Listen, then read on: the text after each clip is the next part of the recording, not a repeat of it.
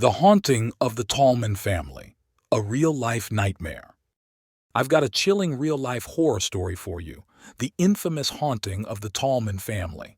Let me assure you, this isn't just some overblown campfire tale. It's a documented case so terrifying it left an entire family fleeing their home in fear. Stay with me until the end, because once you hear this story, you won't look at your own home or your furniture the same way again.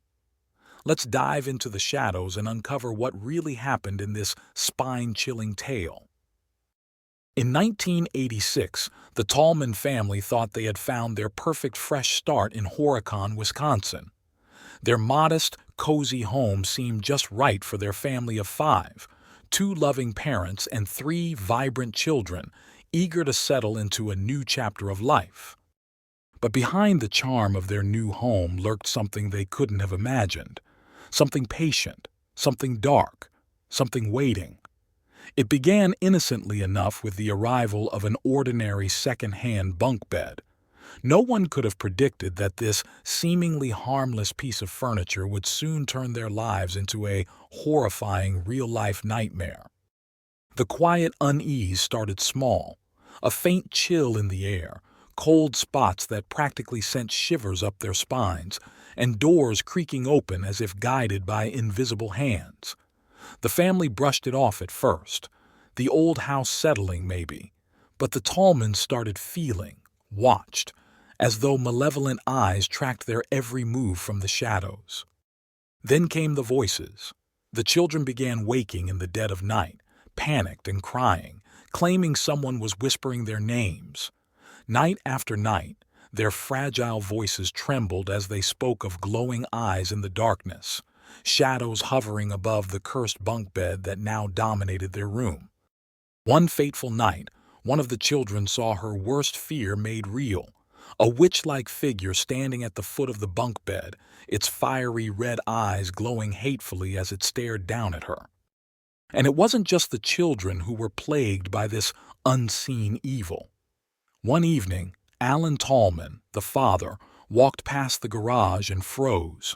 Inside, an eerie, glowing figure stared back at him. When he summoned his courage to investigate, there was no one there, but the acrid stench of fire lingered in the air, even though there were no signs of flames. As the days turned to weeks, the activity grew more violent. The family's once cozy home seemed to come alive with sinister intent. Radios blared static at full blast, even when unplugged. Furniture scraped across the floors as though dragged by invisible hands. The children, utterly terrified, refused to sleep near the bunk bed anymore, claiming a dark, oppressive shadow would loom over them, waiting. Waiting for what, they couldn't say. But the true horror struck when Alan Tallman awoke one night to find himself not alone in his room. His entire body seized with fear as he locked eyes with a demonic figure standing at the foot of his bed. Its guttural, otherworldly voice growled only two words that would chill any soul. "Get out!"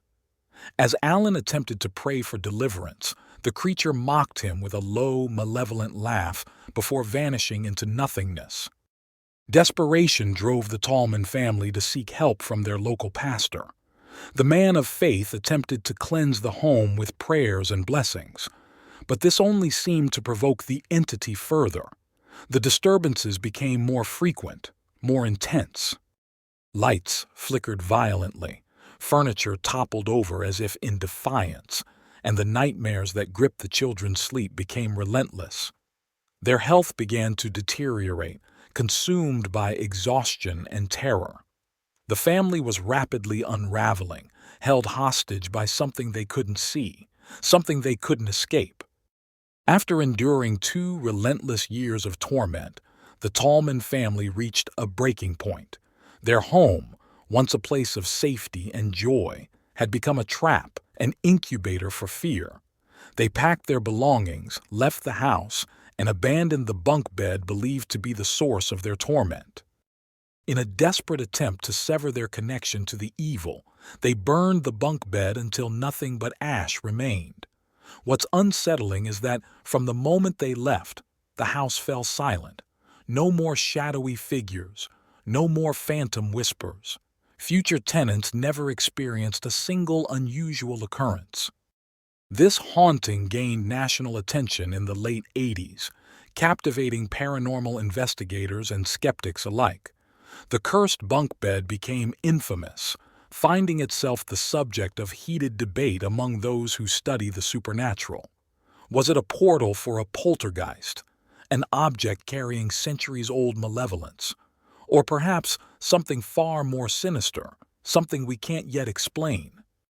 To this day, even the hardest skeptics struggle to dismiss the sheer number of incidents witnessed by the Tallman family. But the Tallmans themselves rarely speak of what happened.